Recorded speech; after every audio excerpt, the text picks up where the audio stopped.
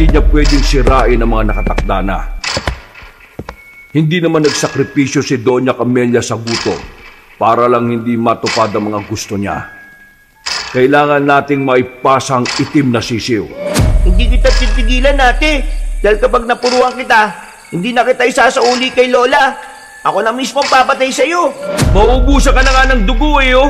Kung ano-ano pang kayabangan niyang sinasabi mo. Bumalik ka na sa pinanggalingan mo. Tanggapin ang katapusan ng lahi ninyo. Kayo matatapos!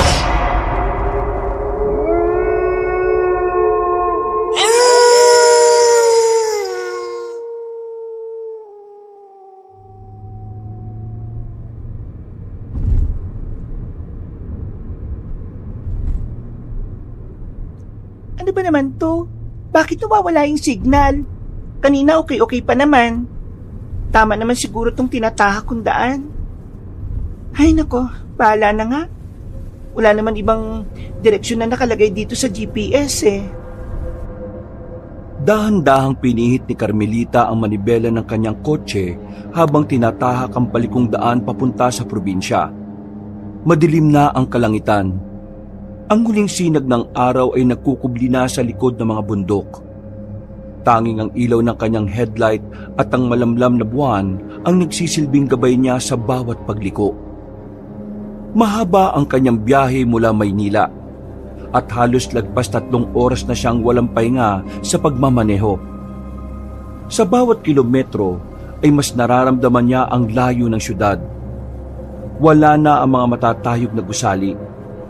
Napalitan ng makakapal na kagubatan at malalawak na palayan. At sa tuwing humahampas ang hangin sa gilid ng kotse, ay dama niya ang bigat ng katahimikan ng baryo. Konti na lang, girl. Feel ko malapit ka na sa katotohanan. Nagpatugtog na lang ulit si Carmelita dahil hindi siya sanay sa ganoong katahimikan. Masyado siyang nasanay sa ingay ng Maynila na panay ang busina, yabag ng tao at may ingay na boses ng mga kapitbahay. Dito, bawat tunog ng gulong laban sa batong kalsada ay tila sumasayaw sa kanyang pandinig. Ngunit hindi pa siya nakakahinga ng maluwag nang biglang isang motorsiklo ang sumulpot mula sa palikong bahagi ng kalsada. Mabilis ito at wala man lang babala. Halos mabangga ng kotse ni Carmelita ang rider, kaya napasigaw siya at agad niyang binigla ang pagpreno. Ay putot ko, Chinta! Anak ng tokwa naman, oh! Dinig na dinig ang malakas na ugong ng gulong ng sasakyan na tila umaalingaw-ngaw sa payapang paligid. Napatilapon siya sa unahan ng kanyang upuan. Buti na lang at nakakabit ang seatbelt. Sa isang iglap naman ay bumaliktad ang motorsiklo at halos mahulog sa mababang bangin. Nakita niyang pumipiglas ang sakay nitong binata bago tuluyang sumubsob ang motor sa gilid. Diyos ko po, mahuhulog siya sa bangin. Wala nang inaksayang oras ang dalaga. Kagad niyang binuksan ang pinto ng kanyang sasakyan at mabilis na bumaba. Dahil sa nangyayari, ay ramdam niya ang mabilis na tibok ng kanyang dibdib. Nilapitan niya ang binatang nasa lupa. Gasgas ang braso noon at may dugo sa gilid ng noo. Pero nakatayo pa rin.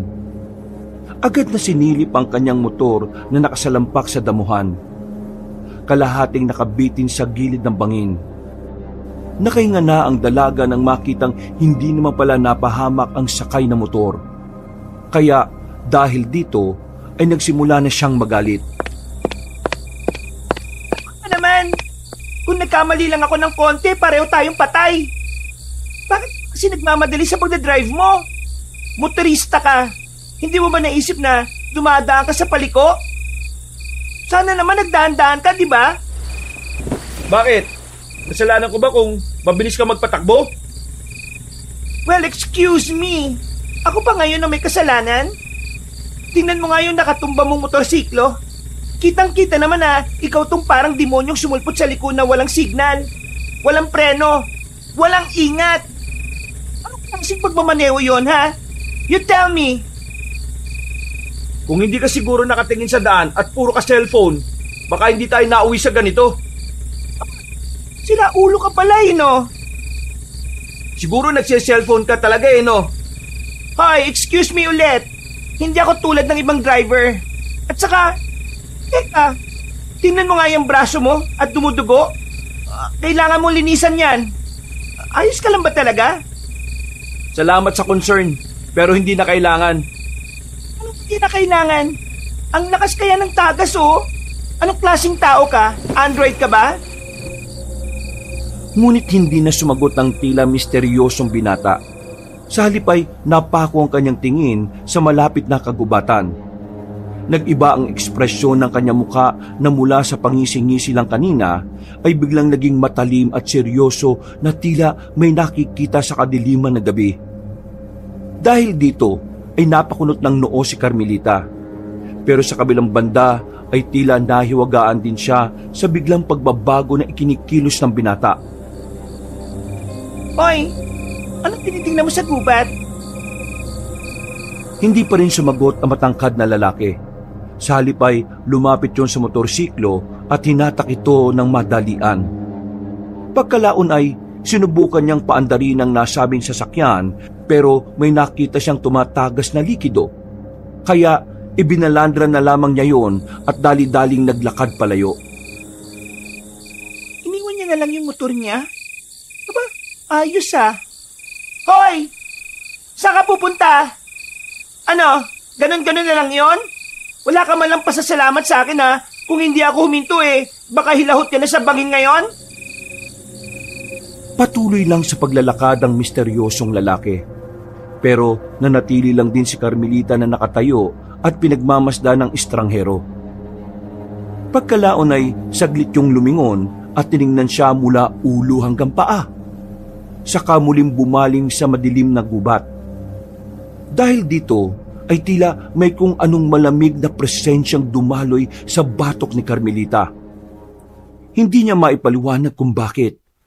Pero para bang nakakaramdam siya ng kakaibang kilabot. Hindi siya madaling takutin, pero ang tingin ng lalaking yon ay parang may laman na hindi niya matukoy. Malamang dayuhan ka. Oo, galing ako sa Maynila ano ngayon? Bumalik ka na lang sa Maynila. Hindi ligtas dito. Nagtuloy-tuloy na sa paglalakad ang misteryosong binata hanggang sa tila maglaho na lang sa dilim. Naiwan namang nakatayo si Carmelita sa gilid ng kalsada. Hawak ang dibdib na mabilis pa rin ang pintig. Anong ibig niyang sabihin? Hindi ligtas dito sa lugar na to? Saan naman kaya banda? Ay, di man lang niya in-specific. Bahala na nga siya sa buhay niya. Binalikan ng dalaga ang kanyang kotse at mabilis na sumakay. Nang silipin niya muli ang lugar kung saan naglaho ang binata, puro dilim na lamang ang bumabalot sa dakong yon. Baliw yata yun Isa lang siyang baliw na probinsyano. Gayunpaman, ay hindi na nawaglit sa kanyang isipan ang malamig na babala. At habang muling pinapandar ang kanyang sasakyan, ramdam niya ang bigat ng katahimikan. Mas nakakatakot pa kaysa sa aksidenteng muntik ng kumitil sa kanila ng lalaki kanina. Muling suminghap si Carmelita at ginalaw ang manubela. Dahan-dahan niyang tinahak ang malalim na liko na daan. Pagkalaon ay nagpatugtog na ulit siya. Tuloy ang buhay na parang walang nangyari. Hindi madaling matinag si Carmelita. Laking lungsod siya at sanay na sa matitinding sitwasyon. Sanay sa pakikipagsapalaran kahit nag-iisa. 2 taon din kasi siyang pumasok sa military kaya at kahit hindi natapos ay marami naman siyang natutunan na nagpatibay sa kanya sa pagharap ng hamon ng buhay. Hindi na naman kasi malaki ang kanilang pamilya at maaga rin siyang naulila sa mga kaanak. At kaya ngayon ay siya na lang ang natitirang tagapagmana ng kanyang lola Camelia. Kung tutuusin, yun ang dahilan kung bakit narito siya ngayon. dahil sa pamana. Ang bahay, ang lupa at ang malawak na taniman sa nasabing probinsya. Habang lumalapit siya sa baryo, lalo niyang nararamdaman ang bigat ng paligid. Ang mga puno ay tila nakayuko. Ang mga kuliglig ay tila naglalabanan sa ingay. At ang hanging humahampas sa kanyang bintana ay may dalang malamig na hininga na parabang may kasamang bulong. Dahil dito ay hinimas-himas niya ang rosaryong nakasabit sa rearview mirror saka nag-sign of the cross. Lord, alam ko pong ikaw ang magagabay sa akin sa lugar na ito. Pagdating niya mismo sa arko ng baryo, sinalubong siya ng mga ilaw mula sa iilang bahay na nakakalat sa gilid ng kalsada. Ngunit kakaiba. Parang kulang sa sigla ang komunidad. Ang mga nakasilip na bata sa bintana ay mabilis na nagtatago nang makita ang sasakyan niyang dumaraan. Ang mga matatanda namang nakatambay sa tindahan ay saglit na tumingin. Saka muling binaling ang atensyon na parang wala silang nakita. What a friendly welcome! Makalipas ang ilang minuto, ay natanaw niya ang malaking bakal na tarangkahan ng bahay ni Lola Camelia. Bagamat madilim, agad na umagaw ng atensyon ang napakalaking istruktura. Ang dalawang palapag na bahay ay yari sa matibay na kahoy. May mga bintanang salamin na napapalibutan ng bakal na disenyo. Kahit malayo pa, ay ramdam ang bigat at kapangyarihan na tila bumabalot sa lumang tahanan. Habang mabagal na umaandar ang sasakyan, ay sinipat niya ito. Hanggang nauwi na naman siya sa paghimas sa rosaryong nakasabit sa rearview mirror. At sa huli, ay muli siyang napa-sign of the cross. Oh God, save me! Pagbukas ng tarangkahan, ay sinalubong siya ng isang babaeng nasa edad 50. Nakasuot ng simpleng duster ngunit malinis at maayos. Nagpark kagad siya sa isang gilid at bumaba ng sasakyan. Hinarap niya ang nasabing ginang na biglang yumukod bilang pagbati. Senyorita Carmelita. Opo, ako nga po. Kayo po si... Ako si Aling Aida, ang mayordoma rito. Matagal na po naming hinihintay ang inyong pagdating. Sila naman po si Mang Feliciano, ang hardinero dito. At itong isang batang lalaki ay apo ko po, si Lorno, na manggagawa rin dito sa lupain ni Senyora Camelia. Ngumiti siya at kumaway habang nakatingin kay Mang Feliciano at Lorno na walang mga imik. Pagkalaon ay lumapit ang mga yon at nagbigay galang kay Carmelita. Ngunit may napansin ng dalagang dayuhan. Bagamat nakangiti sa kanya ang mga tao, ay may kung anong lungkot at kaba sa likod ng kanilang mga tingin. Maraming salamat ulit at naparito ka na.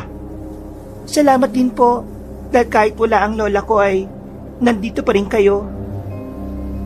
Ito po kasi ang bilin sa amin ni Senyorita. Mananatili po kami rito na magsisilbi rin sa inyo dahil mamanahin na ninyo ang magarang bahay na ito at ang buong lupain, Senyorita. Ang lahat ng pag-aari ng inyong Lola Camelia ay sa inyo na ngayon. Salamat po. Napapangiti man ay mahahalata rin ang lungkot sa mga mata ng dalaga. Naalala niya kasi ang kanyang lola na isang babaeng mabait at masinop. Hindi sila ganoon kalapit dahil bata pa siya nang huli silang magkita. Magkagayunman ay mahal na mahal niya ang matandang babae. At ngayong narito na siya, ay ramdam niya ang bigat ng ala-ala at pagkawala ng matandang babae. Matapos ang kumustahan, pagpasok sa bahay ay kaagad sinalubong si Carmelita ng malakas na amoy ng kahoy at lumang alikabok. Gusto niya sana magtakip ng ilong pero nahiya naman siya sa tatlo. Tila sanay na kasi ang mga yon sa ganoong amoy. Malawak ang sala, puno ng antigong muebles, mga larawan ng kanilang angkan, at mga kurtinang tila hindi na nahuhugasan o nalalabhan. May chandelier na nakasabit sa kisame, ngunit tila matagal nang hindi umiilaw. Naalala ko itong mga to. Parang walang nagbago sa bahay ni Lola. Gaya pa rin ng dati. Kaya nga, senyorita, tila walang nagbago sa lugar na ito, maliban sa pagbabalik mo. Habang umaakyat siya sa hagdan, parang naririnig niya ang mahinang pagkaluskos ng kahoy sa ilalim ng kanyang paa. At sa bawat sulok ay pakiramdam niya may mga matang nakamasid. Hindi na lang niya masyadong pinansin dahil nakikipagkwentuhan siya sa mayordoma. Nakarating siya sa kwarto na itinuro ni Aling Aida, ang dating silid ni Lola Camelia. Binuksan niya ang pinto at agad siyang sinalubong ng malamig na hangin. Parang may dumaan sa kanyang likuran na nagdulot ng kilabot. May kailangan ka, senyorita. Tawagin niyo lang po kami. Isasara ko na ang pinto para makapagpahinga ka na. Sige po, Aling Aida. Maraming salamat po ulit. Sige, maiwan na kita. Magpahinga ka muna, senyorita. Opo. Naiwan na nga si Carmelita sa tahimik na silid. Tumayo siya sa gitna at tumingin sa malaking bintana kung saan makikita ang malawak na taniman sa likod ng bahay. Napabuntong hininga siya ng malalim at napasinghap na tila nilalanghap ang sariwang hangin sa dakong yon. Ay, sa wakas, narito na ako. Nakabalik na ako sa lupain ni Lola Camelia. Habang ninanamnam ang sariwang paligid, ay naagaw ang atensyon niya nang mapansin ng ilang tao mula sa hindi kalayuan. Lagpas 10 ang mga yon at papunta sa kung saan tanga ng ilang sulo bilang liwanag sa dilim. Napakunot siya ng noo at nakaramdam ng kakaiba. Lalo na nang huminto ang nasa hulihan saka tumingin sa kanya. Pagngiti nun ay saka muling naglakad at hindi na siya pinansin. Anong problema nun? Ang creepy naman ng pagtawa niya. Saan kaya sila papunta ng ganitong oras? Bumalik ka na lang sa Maynila.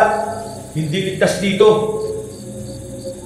Hindi niya rin alam kung bakit bigla na lang sumagi sa isip niya ang mga sinabi ng estrangherong lalaki kanina. Pero para yung bulong ng hangin sa kanyang tenga, dahilan kaya siya napalingon sa likuran. Sa kauna-unahang pagkakataon mula nang umalis siya ng Maynila, ay ngayon lang siya kinagat ng sariling pagdududa. Tama ba itong desisyon ko na umuwi dito? Parang may kakaiba ako nararamdaman sa lugar na ito Siguro dala lang to ng pagod. Tama si Aling Aida. Kailangan ko muna magpahinga. Iniwan niyang nakabukas ang malaking bintana. Sinalampak niya ang sarili sa kama at saka ipinikit ang mga mata hanggang sa makatulog siya na mahimbing. Dala na matinding pagod ay tila inanod ang kanyang diwa sa kung saan. Nakarating siya sa isang panaginip mula nung bata pa siya ang huling punta niya sa lugar na yon. Nang tingnan niya ang sarili sa salaming nasa gilid ay nagulat siya dahil sumanib ang kaluluwa niya ngayon sa batang sarili. Ilang saglit pa, pagpasok sa sala ay naabutan niya ang mga magulang na sina Nanay Carmen at Tatay Lito na nakikipagtalo kay Lola Camelia. Hindi niya marinig ang pinagtatalunan ng tatlo, pero alam niyang seryoso yon dahil bakas na bakas sa mukha ng kanyang mga magulang. Nay, Tay, tama na po. Huwag niyo na pong awayin si Lola. Huwag po kayo mag-away-away. Pero tila bingi ang kanyang mga magulang. Patuloy ang mga yun sa pakikipagtalo hanggang sa sabay na napalingon sa kanya. Nakita niyang nagsasalita ang tatay at nanay niya pero hindi niya marinig ang mga sinasabi. Pagkalaon ay hinatak na siya ng mga yon palabas ng bahay ni Lola Camelia. Nagpumigla siya dahil naawa siya sa matandang babae. Ayaw niyang umalis sa poder ng lola, pero ito ang paywatig ng kanyang mga magulang. Tay! Tay! Huwag po tayong umalis. Huwag po nating iwan dito mag-isa si Lola. Parang awa niyo na po. Mamamatay si Lola rito kapag mag-isa lang siya. Pero katulad kanina ay tila bingi pa rin ang mga magulang ni Carmelita. Hinatak siya nito at nang nasa labas na sila ng magarang bahay ay muli niyang nilingon ang kinaroroonan ni Lola Camelia. Nanlaki ang mga mata niya nang makita si Aling Aida sa kanan ng matandang babae. Pero iba ang imahe ng ginang. Namumula ang mga mata nito na parang isang dyablo. Mas natakot si Carmelita nang makita niya ang malaki at maladyablong anino sa likuran ni Lola Camelia. Tila ba nilulukob nito ang matandang babae. Kaya nagpupumiglas siya sa mga magulang. Tay! Tay! Huwag nating iwan si Lola. Mapapatay siya rito. May demonyo sa likuran niya. May demonyo gusto sa kanya. Nagsara ang pinto at kasunod nito ay umalingaw-ngawang sigaw ni Lola Camelia na tila nahihirapan. Dahil doon ay mas lalong nagimbal si Carmelita. Kumawala siya sa mga magulang at tumakbo pabalik. Pagbalik niya sa malaking pinto, ay nagimbal siya matapos sunggaban ng isang halimaw. Dito na napabalikwas ng bango ng dalaga. Pawis na pawis, kaya nabasa tuloy ang kanyang damit. Ano bang ibig sabihin ng panaginip na yon? Tumayo na lang siya at nagpunta sa kusina para kumuha ng tubig. Dito niya napansin na sobrang tahimik at nakakatakot ang buong bahay kapag ganung oras. Hindi naman siya matatakutin, pero nakakaramdam siya ng kilabot na parabang merong nagmamasid sa kanya mula sa kung saan. Nang pabalik na sa kwarto ay napadaan siya sa malawak na sala. Dito niya nakita ang lugar sa panaginip niya kung saan nakaupo noon si Lola Camelia. Napa-sign of the cross na lang ulit siya habang napapabuntong hininga. Pagkatapos ay bumalik na siya sa silid at sinikap na makatulog ng mahimbing. Kinabukasan, maaga siyang nagising. Hindi dahil sa alarm clock, kundi dahil sa ingay ng mga manok sa malawak na bakuran at ang tila walang tigil na pag-awit ng mga maya. Sanay si Carmelita na paggising niya ay kasabay ng ugong ng traffic at mga busina ng jeep sa Maynila. Ngayon ay tila ibang-iba ang mundong ginagalawan niya. Bukod sa payapa, tahimik ang lugar. Malamig, presko at puno ng mga tunog na parang himig na nag-aawitang kalikasan. Dahan-dahan siyang bumangon mula sa kama. Pagsilip sa malaking bintana, ay muling nasilayan ng dalaga ang malawak na lupain sa likod ng bahay. Ang tanim ay parang karagatan ng lunti ang mga halaman na umabot hanggang dulo ng kanyang paningin. Ngunit higit sa kagandahan at katahimikan ay may kakaibang bigat ang tanawing yon. Para bang may misteryong nakatago sa ilalim ng bawat punla. Habang pinagmamasdan ng mga nagtatrabaho sa taniman ay muling sumagi ang nakita niya kagabi. Napansin niya kasi na parang ang mga dalang sulurin kagabi ang mga nakita niya ngayon. Magandang umaga kahit hindi niyo ako naririnig. Tumalikod na siya at nag-ayos ng sarili bago lumabas ng silid. Pababa sa hagdanan ay sinalubong kagad siya ni Aling Aida na nakasuot na ng malinis na saya. May dalang tray ng pagkain ng mayordoma na may isang tasa na mainit na tsokolate at tinapay na bagong hurno. Magandang umaga, Senyorita Carmelita. Magandang umaga din, Aling Aida. Kunin mo to't inumin. Masarap tong tsokolate at tinapay na sariling bersyon ko sa paggawa. Talaga po? Maraming salamat po. Ay, walang anuman. Masaya akong mapaglingkuran ka Lalo na't ito ang huling bili ng lola mo sa akin at sa aming lahat na narito sa lupain niya. Talaga po? Nakakatuwa naman pong marinig yan. Pero nakakailang din dahil hindi naman ako sanay na tinatrato ng ganito. Masasanay ka rin, lalo na't ikaw na ang hahalili sa kanya. Hahalili? Inumin mo na at baka lumamig pa ang tsokolate. Sige po. Umupo si Carmelita sa hapag at sinimulang tikman ng pagkain. Masarap, pero ramdam niyang parang may kakaiba sa lasa ng tsokolate. Mapait at tila may halong damo. Nang mapansin niya na hindi nakaupo si Aling Aida, bagkus ay nakatayo lang at nakatingin sa kanya, nagtaka siya, saka yun muling kinausap. Hindi po ba kayo kakain? Nakakailang kung wala akong kasabay eh. Sanay na akong kumain pagkatapos ng amo. Ganyan din si Senyorita Camelia noon. Kaya huwag ka nang mailang sa akin, Senyorita. Napakibit-balikat na lang ang dalaga at hindi umalma. Ramdam na niya kasing hindi magpapatinag ang ginang sa paninindigan nito. Ilang saglit pa ay napansin niya sa hindi kalayuan si Lorno. Nagulat pa nga siya dahil kitang-kita niya na namumula ang mga mata nito. Pagkusot ng mga mata ay tila normal naman yon. Kaya nakahinga siya ng malalim. Ayos ka lang ba? Bakit parang gulat na gulat ka nang makita mo ang apo ko? Pasensya na po. Mukhang inaantok pa ako. Dahil ang tingin ko sa mata ni Lorno kanina eh. Parang namumula. Namamalikmata lang pala ako. Natigilan na si Carmelita dahil napansin niya ang titig ng mayordoma sa apo nito. Halata sa mukha ng ginang ang galit pero ngumiti rin naman kagad pagbaling sa kanya. Hindi na niya pinagtuunan pa ito ng pansin. Nagtuloy-tuloy na siya sa pag-almusal dahil nagpaalam na rin muna ang ginang na pupunta na ng kusina. Matapos mag-almusal, ay lumabas siya ng bahay para magpahangin-hangin lang muna. Pero nakita siya ni Mang Feliciano na wala pang ginagawa.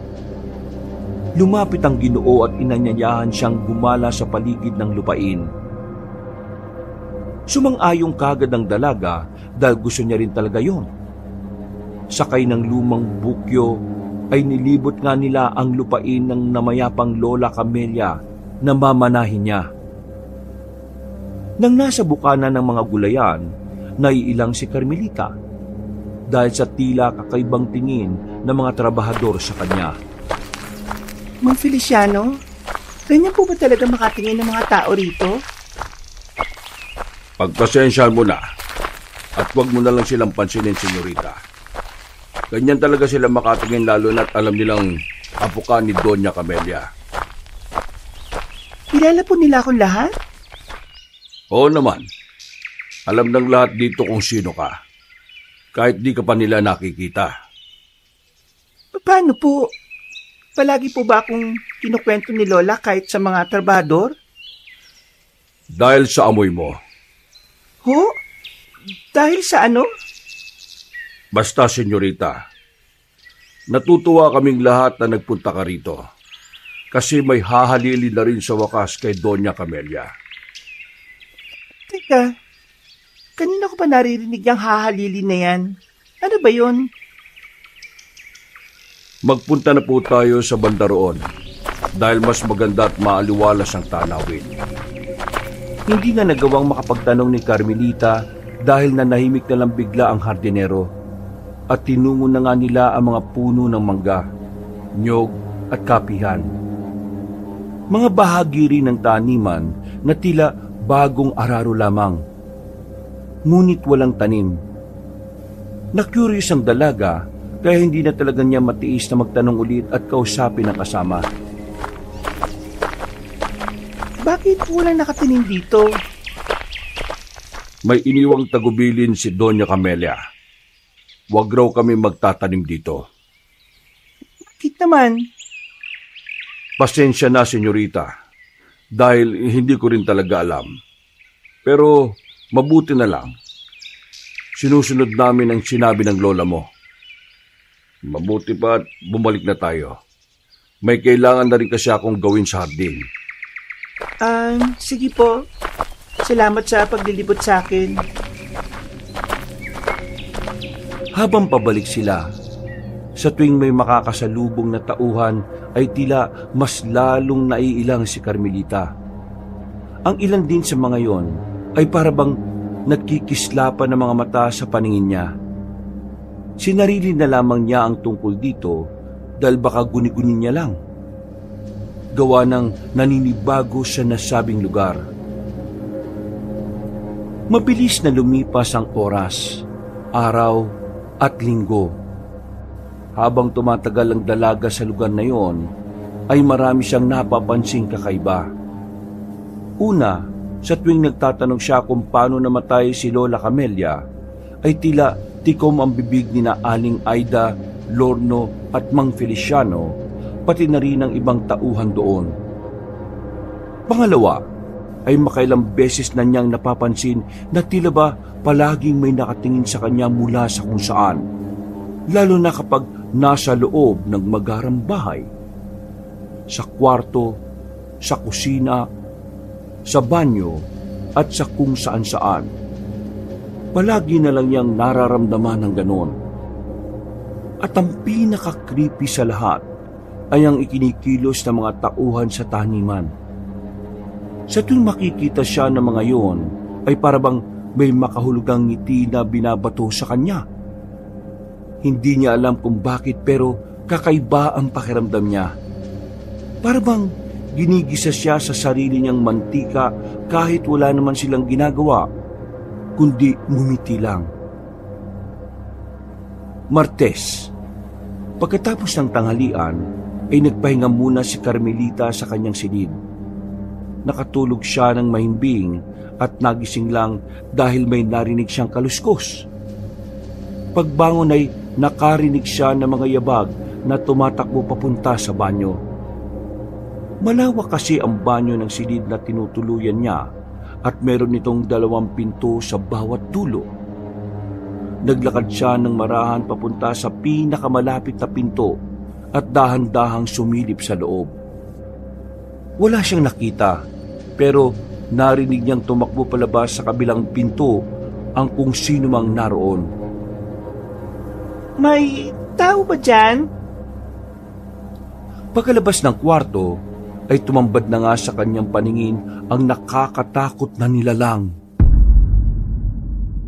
Hindi niya masyadong nakita ang kabuuan dahil nakatago yun sa sulok ng pintuan, kung saan medyo madilim. Ang tanging naaninag niya lang ay ang namumulan nitong mga mata at ang mahahaba nitong pangil. Umangil yun kaya napasigaw siya at sa unang pagkakataon ay nakaramdam ang dalaga ng takot. Dahil dito ay dali-daling nagtungo si Aling Aida. Pagbukas niya ng pinto ay nasa sulok na ang dalaga na takot na takot.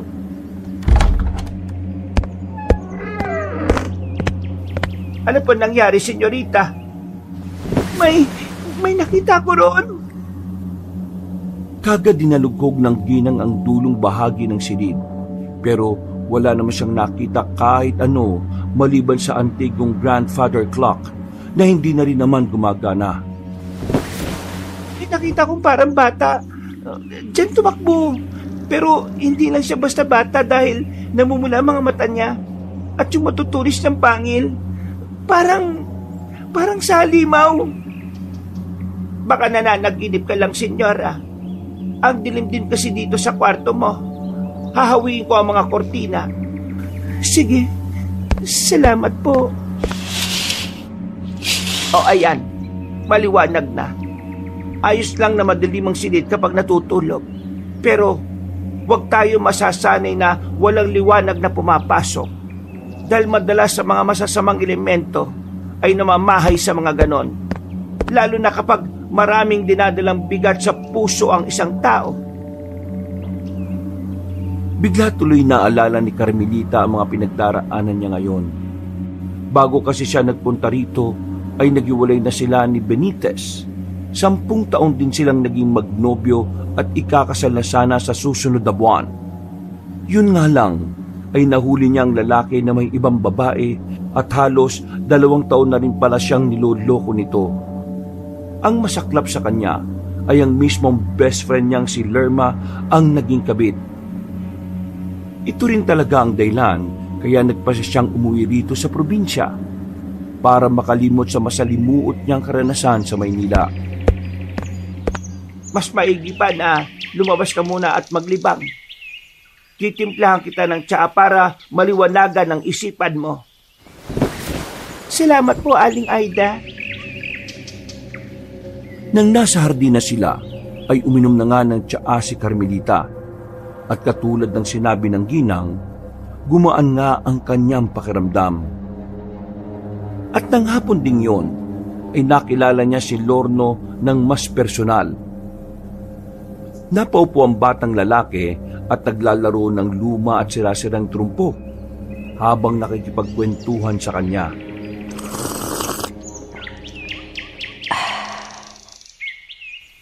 Ilang taong ka na? 13 po. Hindi ka ba nag-aaral? Dati po, pero simula nang dito na ako nakatira, si Lola Aida na lang po nagtuturo sa akin. Bakit hindi ka na lang niya pag-aralin sa eskwelahan? Bawal po akong lumayo eh. Dito lang po ako. Alam mo po ba, senyorita, sabi ni Lola Aida, sa gabi raw, may mga taong hindi na tao. Huwag na raw tumanggi kapag dumating na sila. Ha? Anong ibig mong sabihin? Ay, kalimutan mo na lang po. Ayaw ko na pong magtrumpo, ate. Gusto mo pong maglaro ng tagu-taguan? Sige na naman po. Ang tagal ko na pong hindi nakakalaro nun eh. Ha? Sige na nga. Ikaw yung taya ah. Magtatago na po ko tapos bilang ka na lang po ng 10. Napangiti na lang ang dalaga pagkatapos ay pumikit siya saka nagsimulang magbilang hanggang 10. Nang matapos na ay dumilat siya at nagsimulang maghanap sa hardin. Nang makita niyang wala roon ang batang lalaki, ay napangiti siya. Pagkatapos ay pumasok na siya sa loob ng bahay at doon naganap. Lorno, nandito na ako. Naghanap na ako. Kaya magtago ka na. Narinig niya ang pagtawa ng batang lalaki sa bandang kusina kaya tumakbo siya papunta roon. Nang wala ay lumusot siya sa dirty kitchen. Hanggang sa may narinig siyang yabag na tumakbo papunta sa kabilang dulo. Huli ka! Pagtingin ay wala siyang nakita kundi nakabukas na pintuan pababa sa storage room. Lumapit siya roon at tuminto sa harap. Nag-alangan kasi siya at naisip na hindi naman bababa si Lorno roon. Pero bago tumalikod ay nakarinig na siya ng kaluskos. Dahil tuloy doon ay nagdire-diretso na siya pababa. Binuksan niya ang ilaw pero hindi naman gumagana. Kaya ang flashlight na lang ng cellphone ang ginamit niya. Dala niya pa rin ito kahit hindi masyadong nagagamit dahil sobrang napakahina ng signal sa lugar. Lorno, nandito na ako. Kaunti na lang mahuhuli na kita. Natigilan siya na maglaglaga ng ilang gamit sa bandang likuran. Pagtapat ng ilaw doon ay meron siyang naaninag na imahe sa pinakadulo. Huli ka na! Napahoy ang ngiti niya nang biglang tumayo ang nagsabing imahe. At ganun na lang ang gulat niya dahil halos kasing laki na niya ito. Bukod doon ay narinig niya ang paggaraldal nito na parang isang mabangis na hayop. Pero nagtataka pa rin siya dahil parehong-pareho ng damit ni Lorno ang suot ng nasabing nilalang. Ha? Sino ka? Pagharap ng nilalang ay doon na nga nagimbal nang makita ang itsura nito. katulad ng nakita niya sa kwarto. Mapupula ang mga matang nanlilisik, mahaba ang pangil, naglalaway at napakapangit ng pagmumukha. Guni-guni lang kita. Hindi ako guni-guni. Totoo ako. Napasigaw sa takot si Carmelita na narinig kagad ni na Aling Aida, Mang Feliciano at ng iba pang tao na nasa dirty kitchen. Lahat sila ay nagbabaan sa storage room kung saan naabutan nila si Carmelita na nakaupo habang sumisigaw at takot na takot. Binuksan kagad ni Mang Feliciano ang ilaw at nang lumiwanag mula sa kabilang parte ng silid ay nakita nila si Lorno na gumagapang patago. Ano nangyayari rito, Lorna? Bakit sumisigaw, senyorita, at takot na takot? Hindi ko po alam. Nagtatago-taguan lang po kami, tapos narinig ko na lang pong sumisigaw si ate. Kaya gumapang po ko dito sa sulok. Natakot din po ko eh. Ayos ka lang ba, senyorita Carmelita? Ano bang nangyari? Wala. Guni-guni ko lang siguro yon. Pasensya na kayo sa akin. Huwag mong alalahanin yon. Halika't, ihahatid na muna kita sa kwarto mo. Lorna, umakyat ka na rin at mag-ayos ka ng sarili mo. Tingnan mo ang damit mo. Nadumihan mo na naman ang gusto. Nang magkatinginan si Carmelita at Lorno, ay tila pasimpleng tumawa ang batang lalaki.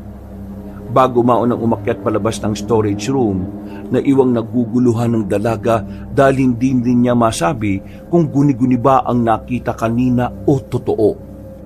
Pero pakiramdam niya talaga ay si Lorno ang halimaw na nakita niya. Itinago na lang muna niya sa sarili ang tungkol dito. Pagsapit ng gabi, pagkatapos nilang kumain ay medyo hindi pa rin mapakali si Carmelita. Hindi pa rin kasi maalis sa utak niya ang nakita kanina na 2 beses pa nangyari. Dahil dito ay nagtungo siya sa silid ng yumaong lola. Umupo siya sa paborito nitong sofa at doon ay muling bumalik ang mga nakalipas na alaala sa lugar na yon. Tanda niya ang huling pagkakataon na nakita niya si Doña Camelia na masayang nakangiti sa kanya at palaging nagtatagubilin. Tanda ko pa yung palagi mong sinasabi sa akin, Lola Camelia, na kung sakaling wala ka na, huwag kong kalilimutan ang bahay na ito, na dapat kong manahin at lahat ng meron ka. Pero parang ang hirap naman yata tumira rito, La. Nararamdaman ko na parang may alam ang mga tao rito tungkol sa mga kakaibang bagay na hindi ko maipaliwanag. Ramdam na ramdam ko ang kakaibang bigat at kadiliman na bumabalot sa buong lugar. Parang may hindi tama eh. Umalis siya sa paboritong upuan ng yumaong matanda. Pagkalaon ay nahiga siya sa kama nito at pinilit niyang ipikit ang kanyang mga mata. Paano ka nga ba namatay, Lola? Totoo nga kaya yung nakalagay doon sa cause of death nyo? Parang hindi ako naniniwala na namatay ka lang ng basta-basta eh. Napabangon na siya ulit at bumalik sa kanyang silid bago pa makatulog sa lugar na yon. Nang nasa kwarto na, ay muli siyang sumilip sa malaking bintana. Nakita na naman niya ang ilang kalalakihang may sulo.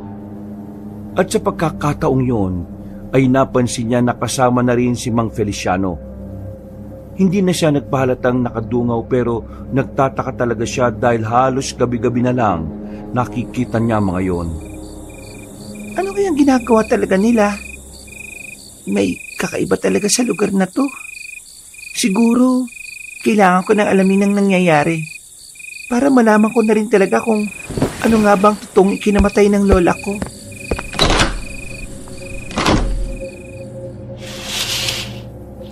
Isinara na niya ang bintana at hinawi pa loob ang kortina.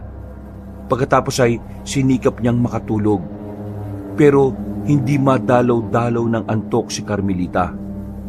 Kahit nakapikit na, pakiramdam niya ay may matang nakamasid na naman sa bawat sulok ng kwarto.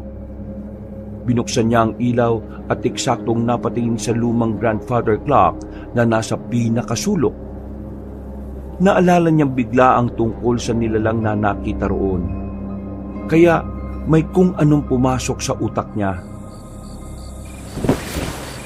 2 beses ko nakita ang halimaw na yon. Tapos, palaging may nakatingin sa akin kahit saan ako magpunta. Hindi kaya may sikretong silid dito sa bahay si Lola? Lumapit siya sa lumang orasan. Nang hahawakan na niya ito, ay nakarinig siya ng malakas na kalabog. Pagkatapos ay mayroong humuni mula sa labas ng bintana. Para itong mahinang iyak ng bata na humahalo sa hampas ng hangin. Nagmadali siyang lumapit doon at tumawak sa kortina sa kamarahang sumilip. Nakakita siya ng tila malaking ibon na lumilipad palayo. Dahil sa takot, ay hinawi niya ulit paloob ang kortina. At habang lumalalim ang gabi, ay tila mas tumitindi ang mga kakaibang pangyayari sa bahay ni Lola Camelia.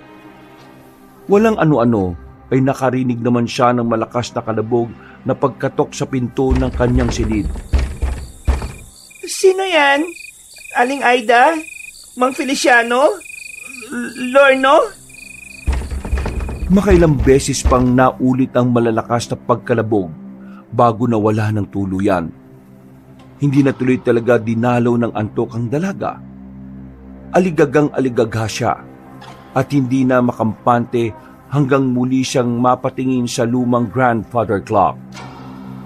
Doon na nabuo ang desisyon niyang lumapit dito at hindi nga siya nagkamali sa kanina pang iniisip.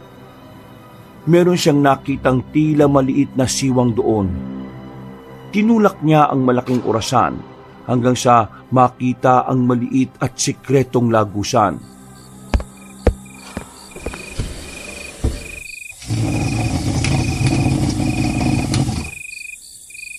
Diyos ko po, tama nga ang hinala ko.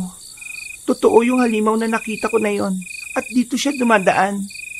May hindi nga sinasabi sa akin ng mga tao rito.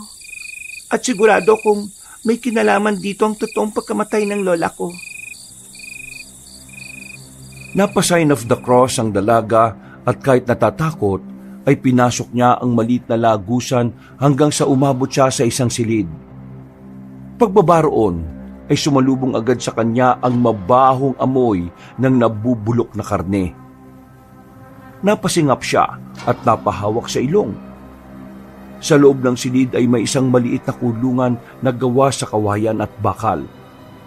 Dito ay nakakulong ang kakaibang uri ng sisiw.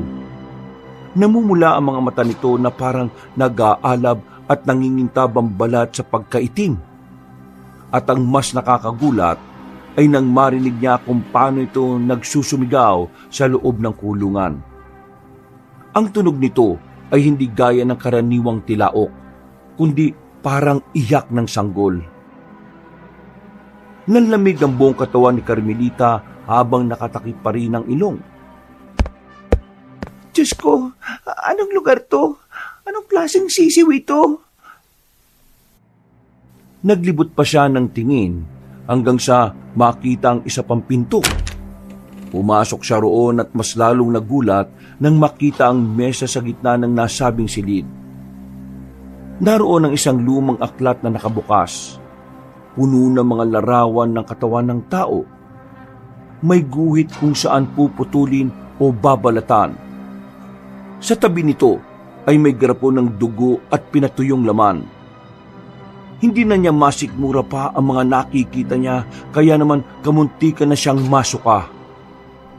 Lalapit pa sana siya roon para mas makita ang iba pang detalye, pero nakarinig na siya ng mabibigat na yabag ng paa. Nagtago siya sa pinakasulok sa sobrang taranta hanggang sa makita nga sina Aling Aida at Mang Feliciano. Anong ginagawa nila rito? Aida, nahuli ko na naman ang apo mo. Mabuti na lang at nakagawa ko ng paraan para malis ng direksyon ng senyorita. Ilang beses na kitang sinabihan na bantay mong mabuti si Lorno. Alam mo naman na hindi ko mapigilan ng batang yon. Gustong-gusto niya talagang matikman. Itali mo muna siya. O ikulong. Hanggat hindi pa natutupad ang misyon natin. Alam ko naman yon, Feliciano. Pero hindi ko pwedeng gawin ang gusto mo. Baka kapag ginawa ko yon, ay lalong magwala ang batang yon. Baka mas lalo lang tayong mabuko sa paglipas ng mga araw. Kung ganon, pagsabihan mo siya at isiksik mo sa kokote niya ang mga dapat niyang maintindihan.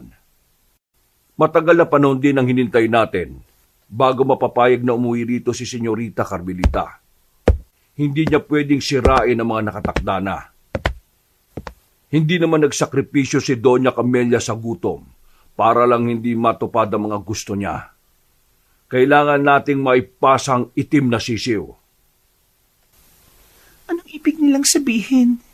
Kanino nila ipapasang itim na sisiw na yon? Habang nakikinig, ay napalingon si Carmelita sa silid na kinaroroonan ng kulungan, kung saan naroon ang sinasabing mahiwagang sisiw. At nang bumaling siya ulit sa mga kasambahay, ay nagulat siya sa mga sumunod na narinig.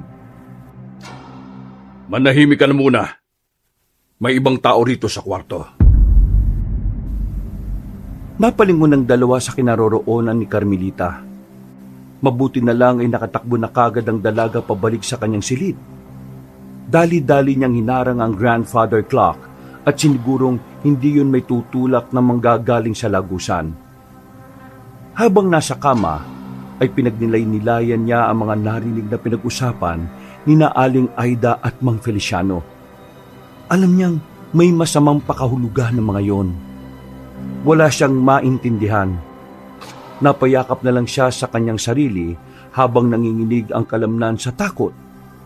Bukod kasi sa mga narinig, sumasagi rin sa isipan niya ang tila mahiwagang itim na sisiw. Ano ba talaga meron sa lugar na ito?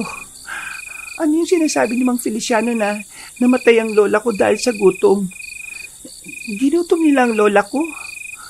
Kung totoo yun, parang na rin silang gumawa ng krimen. Kapag nalaman ko ang totoo, umanda silang lahat at magbabayad sila. Siniguro niyang walang makakapasok sa kwarto at pinilit niyang hindi matulog dahil sa takot na baka meron na namang dumalaw na nakakatakot na nilalang.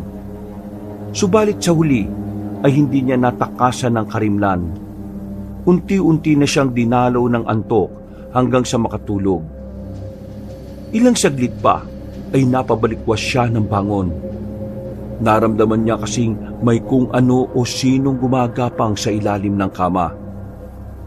Takot siyang napasandal pero umandar pa rin ang kanyang kuryosidad. Kahit natatakot ay dahan-dahan niyang sinilip ang ilalim at ganoon na lang ang gulat niya nang makitang itim na sisiw na may namumulang mga mata. Nang magtama ang mga mata nila ay para siyang napatanga sa kawalan. Pagkatapos ay bigla siyang sinunggapan ng itim na sisiw. Nahulog siya sa kama at unti-unting pumasok sa bibig niya ang nasabing nilalang. Sa takot ay napasigaw siya at kasabay nito ay napabalikwas siya ng bangon. Pawis na naman siya habang mabilis na kumakalabog ang dibdib niya. Sa kanya lang din napansin na umaga na pala dahil nakikita niya ang sinag ng araw na tumatago sa kurtina. Panaginip lang yon. Masamang panaginip lang. Napa-sign of the cross si Carmelita bago bumangon at hawiin pabukas ang bintana.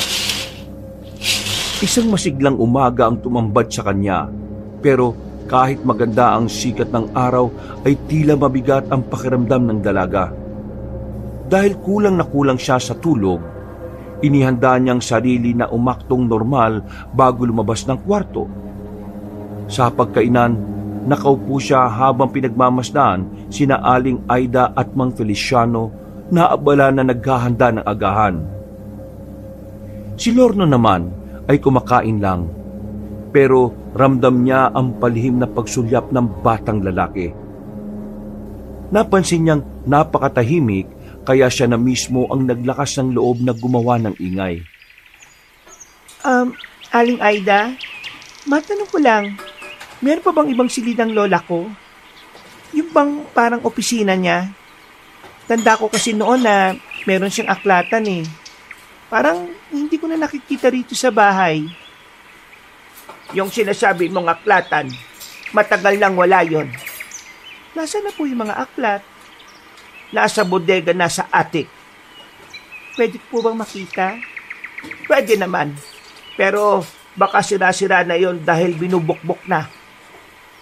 Okay lang po. Gusto ko lang kasi makita mga yon. Bakit mo gusto makita ang mga dating aklat ni Doña Camelia? Gusto ko lang. Gusto ko rin kasing magbasa-basa. Nakakabagot na rin kasi ang paikot-ikot dito. Pwede po akong sumama? Pasensya na, Lorno. Gusto ko muna kasi mapag-isa ngayon eh. Sa susunod na lang. Wala nang nagawa ang tatlong kasambahay, kundi ang manahimik ulit. Pagkatapos mag-almusal, ay mag-isa na ngang nagpunta si Carmelita sa attic. Binusisi niya ang mga lumang aklat ng yumaong lola hanggang sa meron siyang makitang ikinatuwa niya. Naalala niya kasi noon na merong journal si Lola Camelia at binabasa ito sa kanya bago matulog. Sabi ko na nga ba, at makikita kita rito. Kami lang ni Lola ang nakakaalam sa journal na ito eh, kaya sigurado akong hindi pa ito nakikita ng ibang tao rito sa bahay. Pinagpagan niya muna ang journal bago buksan.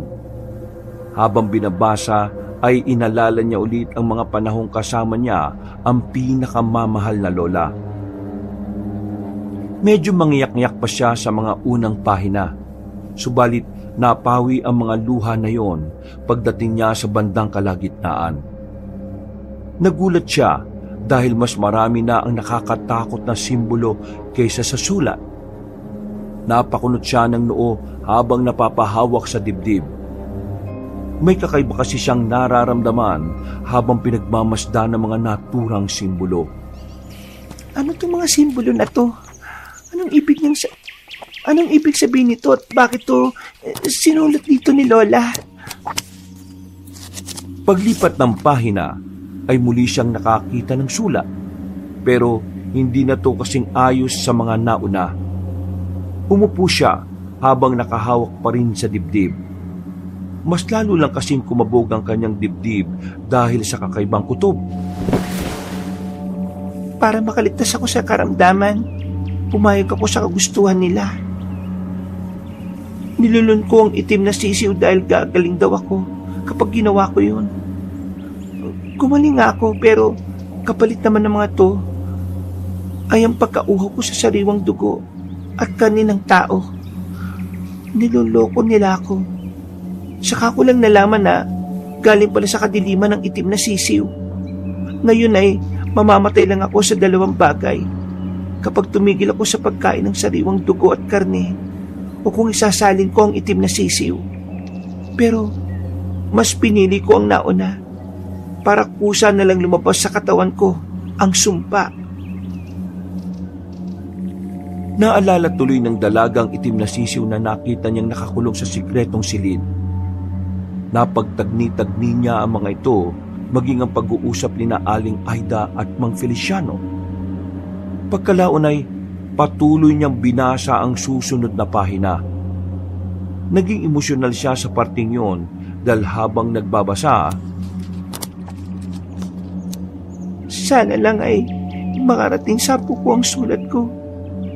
Hindi na siya dapat bumalik sa lugar na ito kapag namatay ako. Pabayaan na niya ang lupain na ito kaysa maging katulad din siya ng mga nilalang ng kadiliman. Mangiyak-ngiyak na natutok ni Carmelita ang bibig matapos malaman ng mga ito. Hindi niya talaga sukat akalain na ganito katindi ang kadiliman bumabalot sa lupain ng pumano niyang lola. Kung ganun, hindi nga totoong namatay ang lola ko dahil sa pagkadulas. Namatay siya sa gutom at mas pinili niyang hindi na kumain ng sariwang dugo at karne ng tao. Aswang si Aling Aida at Mang Feliciano, pati ang apo nilang si Lorno. Siya ang aswang na nakita ko ng 2 beses at balak nilang ilipat sa akin ang itim na sisiw na yon. Diyos ko po. Gulong-gulo ang isip ni Carmelita nang bumaba sa attic. Para makahinga ng maluwag, ay lumabas siya ng bahay at naglakad-lakad sa paligid ng taniman. Hindi siya nagpakita sa mga tao dahil natatakot siya kung sino na nga ba ang dapat pagkatiwalaan sa lugar na yon. Pero sigurado na siyang hindi na niya pwedeng pagkatiwalaan sila Aling Aida, Mang Feliciano at Lorno. At dahil sa lalim ng kanyang iniisip, ay hindi niya na malayang malayo na pala siya sa parte ng taniman. Sa matatayog na maisan, nakita niyang isang mayabong na puno at doon siya nag-isip-isip hanggang sa nakaidlip pala siya at nagising siya ng bandang 2:00 ng hapon.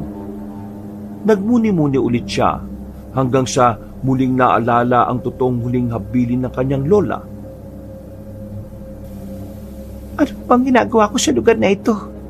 Dapat umalis na ako rito, katulad ng sinabi ni Lola. Nagmadali na nga siya sa paglalakad pabalik sa magharang bahay para kunin ang kanyang mga gamit. Subalit ilang saglit pa ay meron siyang narinig na mabibigat na yabag mula sa likuran. Paglingon sa likod ay wala namang tao. Kinutuban na ang dalaga kaya mas lalo siyang nagmadali. Patakbo ang ginawa niya hanggang sa may nahagip siya ng tingin sa bandang kanan. Pagkalaon ay unti-unti na yung lumantad. Isang nilalang na hindi niya akalaing totoo. Namukaan niya ang nasabing lalaki dahil isa to sa mga trabahador sa taniman. Pero kakaiba ang mukha ng Ginoo na kinilalang si Mang Gastor. May itim-itim na ugat sa liig nito, pati sa magkabilang sentido. Ang mga mata ay maugat din at namumula ng husto, habang naglalaway na parang isang asong ulol. Mang Gastor, ano po nangyari sa inyo? Hindi umimik ang Ginoo. Ngumisi lang yun at maya-maya pa nga ay kumistot-kistot na parang nawawala sa sarili. Dito na mas kinabahan si Carmelita, lalo na nang makita niya na unti-unti nang nagbabago ang mukha ng lalaki. Habang pinagmamasdan, ay patuloy siya sa paglalakad na mabilis. Pero tila walang katapusan ang tinatahak niyang maisan. Nagimbal na siya ng tuluyang makita ang nakakatakot na anyo ng trabahador. Mangitim-itim ang balat nito at tila mas lalong naging matipuno. Ang mga mata ay nanlisik at mas lalong namula na parang galing sa impyerno. Pagngisi ay lumantad ang matatalim nitong mga ngipin na handa ng manakmal. Pati ang mga kuko na singtalim ng bagong hasang kutsilyo. Aswang, pero bakit may araw pa? Sumugod si Mang Castor at sa sobrang pagkataranta ay nadapa pa naman ang dalaga. Nang sunggaban na siya ng aswang, ay dali-dali siyang nakagapang palayo. Bumangon siya at tumakbo sa mismong maisan para matakasan ng halimaw. Hingal kalabaw na siya sa sobrang pagod hanggang sa aksidente na naman siyang matisod. Sa bilis ng takbo niya ay tumalsik siya sa malayo at tumama sa mga mais, dahilan para mabali ito at matumba. Nang babangon na ay napatingin siya sa pinagtisuran. Doon niya nakita ang bag na may laman ng mga kinakalawang na gulok at iba pang gamit. Hindi na siya nag-aksaya ng oras. Dali-dali niyang kinuwang sandata. Eksaktong pagdating ni Mang Gastor ay buong lakas niyang isinaksak ang gulok sa dibdib nito. Napahiyaw ang aswang habang nanggagalaiti at lumalaban-laban pa. Pero hindi na nagbigay ng pagkakataon pa si Carmelita. Hinugot niya ulit ang gulok at sa ikalawang pagkakataon ay sinaksak niya ulit ang aswang, pero sa ulo na mismo. Pagkatapos ay hinigit niya ulit at sa pangatlong pagkakataon ay sa leeg na. I'm sorry, Mang Castor, pero hindi ako mamamatay sa lugar na ito. Bumulwak ang itim na dugo at ilang saglit ay humandusay na sa lupa ang walang buhay na katawan ni Mang Gastor. Hindi rin nagtagal ay unti-unti itong natutuyo hanggang sa tuluyang maging abo. Gulat na gulat din si Carmelita sa nangyari. Napalood siya at minasda ng sarili na namantsahan ng itim na dugo. Nang mapagtanto niya ang mga naganap, ay bigla siyang nangilabot. Ramdam ang panginginig ng buo niyang kalamnan. Muli niyang tinitigan ng abo ni Mang Gastor na naiwan habang hindi alam ang gagawin. Lahat sila rito, mga aswang. Kailangan ko na talagang umalis. Hindi ako mananatili dito at hindi ako magiging katulad nila. Hindi ako magiging halimaw. Ha? Natigilan siya nang makarinig ng mahinang pagtawa. Iginala niya ang tingin hanggang sa may maaninag na tao mula sa hindi kalayuan. Nang mapagtanto niyang may iba pang aswang sa paligid, ay wala na siyang inaksayang oras. Tumakbo na siya pabalik sa magarang bahay. Pinilit niyang itago ang pangyayari, ngunit malinaw na sa isip niya na kinakailangan niyang makalis bago siya masalinan ni Aling Aida ng itim na sisiw. Ngunit hindi niya alam na mula sa bintana ng ikalawang palapag, nakamasid si Aling Aida. Seryoso at malamig ang tingin ng ginang sa kanya na tila ba alam na ang kanyang ginawa. Kinuha na niya ang mahalagang gamit at ang madaling nagtungo sa kinaroroonan ng kanyang kotse. Pero ganun na lang ang gulat niya dahil flat na ang lahat ng gulong nito. Pagtingin niya sa likuran ay naroon na si Aling Aida, kasunod si Mang Feliciano at Lorno. Sino gumawa nito sa gulong na sasakyan ko? Hindi rin namin alam. Yan nga sana ang sasabihin namin sa iyo. Teka, anong nangyari sa iyo? Bakit may itim na mantsa ka? Tumigil na kayo sa pagpapanggap. Alam kong may kinalaman kayo sa pagkasira ng gulong ng kotse ko. Kahit sa pagkamatay ng lola ko. Alam ko na ang totoo dahil nabasa ko ang journal niya. Kuminahon ka, senyorita. Huwag kayo lalapit sa akin. Subukan nyo lang mga halimaw kayo dahil matutulad kayo sa pinatay kong aswang kanina. Dahil dito ay tinitigan lang siya ng ginang at pagkalaon ay saka sumenyas kay Mang Feliciano. Kagad lumapit ang hardinero kaya sinubukang iwas-iwas ni Carmelita ang hawak na gulok. Madali lang siyang nahawakan sa kamay hanggang sa mabitiwan niya ang sandata. Nakipagpambuno pa ang dalaga pero mas malakas sa kanya ang hardinero. Sa huli ay binigyan siya ng malakas na suntok sa sikmura hanggang sa mawalan nga siya ng malay tao. Tahimik ang paligid pagsapit ng gabi. Ngunit sa likod ng katahimikang yon, ramdam ang bigat ng mga lihim na unti-unti nang nabubunyag. Nagising si Carmelita at naabutan ng sarili na nasa sikretong silid na nadiskubre niya noon. Naroon din sina Aling Aida at Mang Feliciano. Nang igala niyang tingin, ay nahagip na mga mata niya sa kabilang silid ang itim na sisiw na nakakulong. Pero mas nato ng atensyon niya sa mga kasambahay dahil naririnig niya siya ang pinag-uusapan ng mga ito. Kailangan na nating simulan ng ritual habang may oras pa tayo. Dapat malulunan niya ang may hiwagang itim na sisiw para mas maging makapangyarihan ang ating lahi. Pero hindi pa handa ang senyorita Carmelita. Nakita mo ba kung paano niya ginustong tumakas kanina? Kung hindi pa ako nakaisip ng mainam na paraan, baka nakakawala na siya sa atin. Matagal nang walang nilulukuban ng mahiwagang itim na sisiw at kapag tumagal pa, baka bumalik na ito sa ninunong kabunan. Pero gawin mo na, Aida. makawalan niyo ako rito. Parang awa niyo na, Aling Aida. Huwag kang makinig sa taong yan. Parang awa mo na. Huwag mong isalin sa akin ng itim na sisiw, pakiusap. Ayaw ko maging isang aswang. Kung hindi mo gagawin, Aida, ako na ang gagawa. Hindi mo pwedeng gawin yan, Feliciano. Pwede. At gagawin ko. dahil naghihintay na ang mga kalahi natin sa labas. Kailangan na nila ng bago mamumuno at magbibigay ng lakas sa kanila. Hindi mo ba naiisip na baka matulad lang siya kay Doña Camelia? Ang kailangang tumanggap ng itim na sisiw ay handang makipagkasundo sa kadiliman. Hindi nakinig si Mang Feliciano. Nagdire-diretso na siya sa kanyang silid para kunin ang mahiwagang itim na sisiw. Nagkakakawag naman si Carmelita at nagmamakaawa ng gusto kay Aling Aida hanggang sa tila mahabag ang mayordoma. Dali-dali niyang kinalaga ng dalaga at nang matapos ay eksakto naman na nakabalik na si Mang Feliciano. Dahil dito ay naggalit ang hardinero at napaangil. Wala na ring napagpilian ng mayordoma kundi ang umaksyon ng alam niyang tama at nararapat. Binundol niya ang lalaki at pareho silang natumba sa sahig.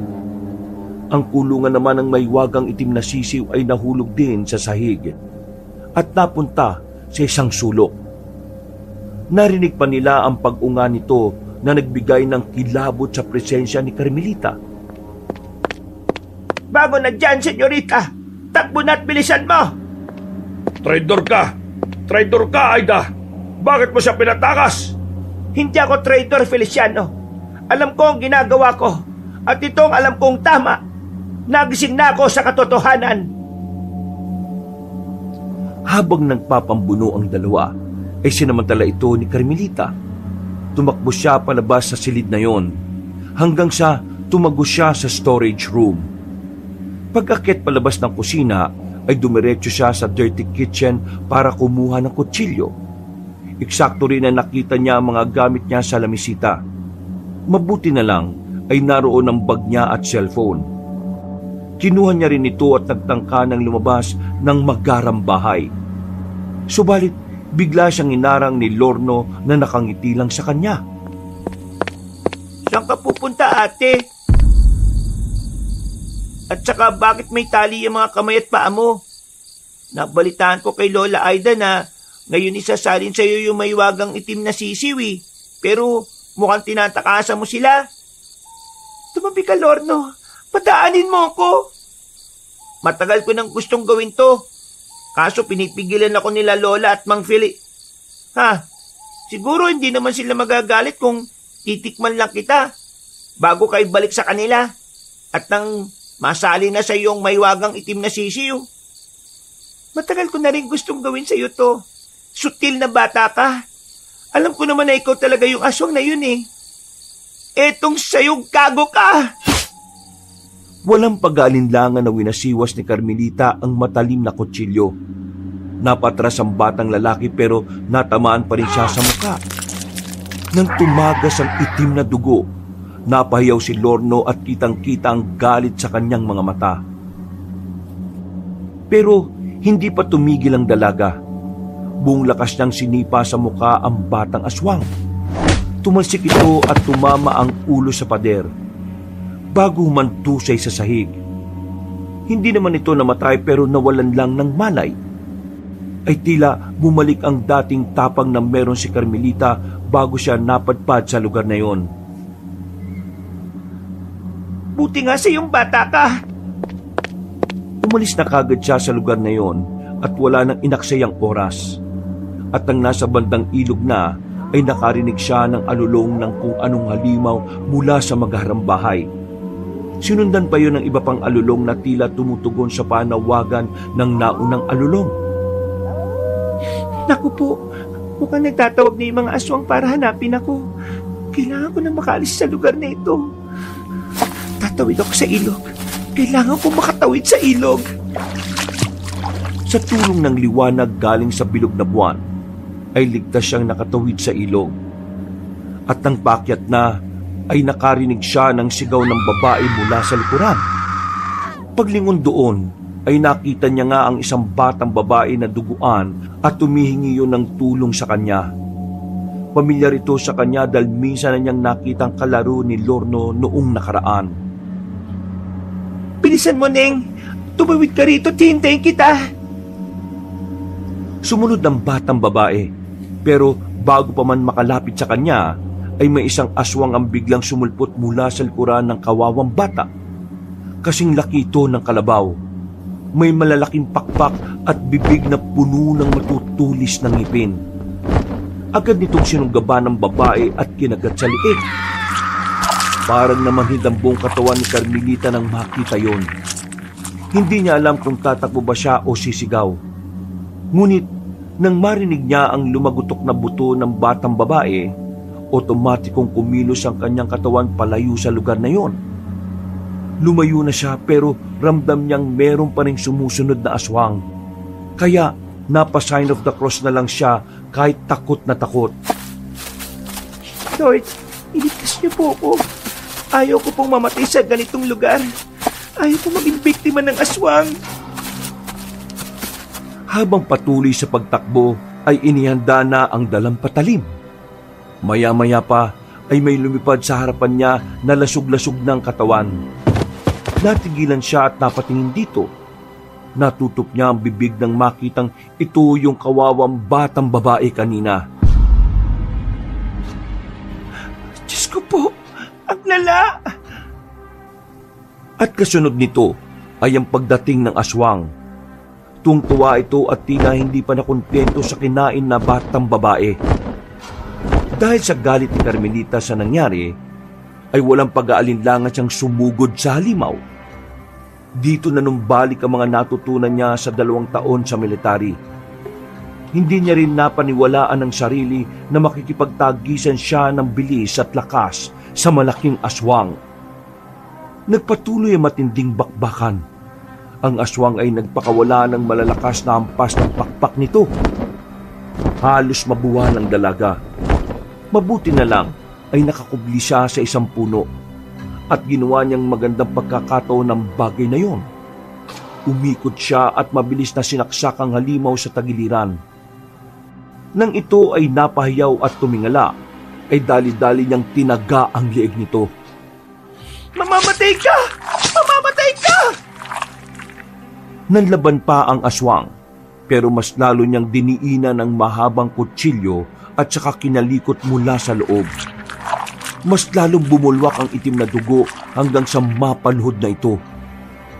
Nang mahawakan siya sa ulo, ay huli na ang lahat dahil nawala na to ng buhay at lumagpak sa lupa kasama niya. Dali-daling bumangon si Carmelita.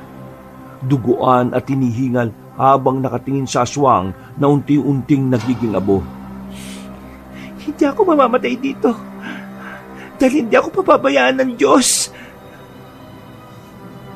Habang pinupunasan niya ang itim na dugo sa kamay at sa muka, saka siya tumingin sa kalangitan. Ang maliwanag at bilog na buwan ay saglit na nawala. At nang bumalik ito, ay nakarinig na siya na magkakasunod na alulong ng kung anong nilalang sa hindi kalayuan.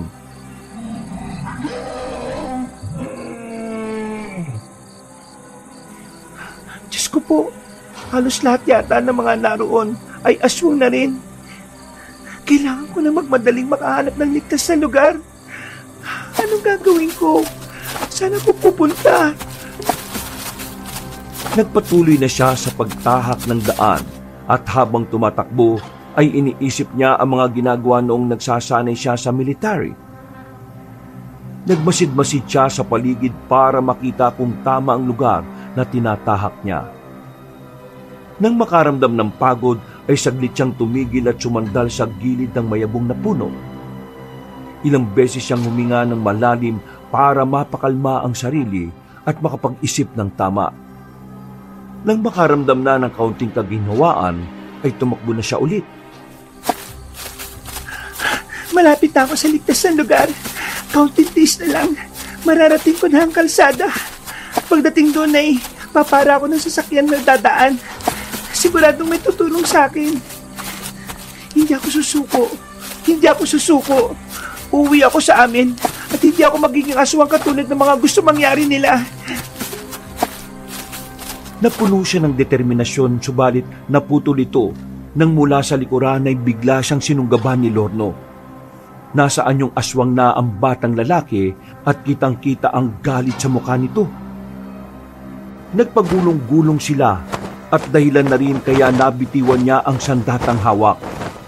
Mabuti na lang din at nabundol sila sa isang puno kaya nakabitiw sa pagkakakapit sa kanya ang batang lalaking aswang. Pero nakalmot siya noon sa hita, kaya nahirapan siyang makatayo kaagad. Kumapit lang siya sa gilid ng puno at nang mapalingon kay Lorno ay ganun na lang ang pagkabigla niya. Tingnan mo ang ginawa mo sa mukha ko, Ate Carmelita. Wala akong paki sa nararamdaman mo, aswang ka.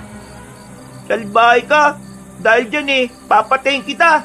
Papatayin kita at pagpipira-pirasuin ko ang katawan mo. Bibiyakin ko ang katawan mo at kakainin ko ang lahat ng laman loob mo. Dudukutin ko rin ang mga mata mo, tigitin ang dila mo. Ah! Napatras ang batang aswang dahil tinamaan siya ng malaking bato sa ulo na hinagis ni Carmelita. Tumagas na naman ang itim na dugo kaya mas lalo siyang nagalit. Wala na rin sinayang na oras ang dalaga. Mabuti na lang ay nakita niya kagad ang kutsilyo dahil sa kinang nito. Kinuha niya yon habang nagtatantrum pa ang batang aswang. Umanda ka sa akin! Papatayin kita, ate! Uunahan na kitang pangit kang aswang ka! Muling binato ni Carmelita ang aswang. Makakasunod at di niya hinayaang makaporma ito. Galit na galit naman yon kaya mas lalong naging agresibo. Nagtago siya sa gilid at muling bumato. Pagkatapos ay saka niya sinalakay ang halimaw. Sinaksak niya ito sa tagiliran at sapul na sapul yun. Sinundan niya pa ang pagsipa.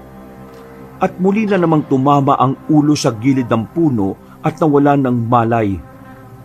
Tutuluyan na sana ng dalaga ang batang lalaking aswang pero naawa pa siya rito kaya tumakbo na lang siya papalayo. Hanggang sa may makita siyang maliit na bahay. Nakabukas ito at halatang walang tao kaya dali-dali siyang pumasok sa loob. Nagganap ng mapagtataguan at dun muna nagpahinga. Mabigat ang katahimikan ng gabi at ang mga kuliglig sa paligid ay tila ba nag-aanyaya ng panganib. Habang nagpapahinga ay alerto ang dalaga. Maigpit ang pagkakahawak sa kutsilyo upang kung may muling sumalakay ay mabilis siyang makakapalag. Maya-maya pa nga ay narinig na niya ang unti-unting paggalaw ng bubong ng tinataguang bahay. May aswang na naglalakad dito at sa bawat tiyabag ay may kasamang langit-ngit ng kahoy. May nakasunod na naman sa akin. Hindi pa ba matatapos ang gabing ito? Isang malakas na kakaramdam siya ng pagkahilo.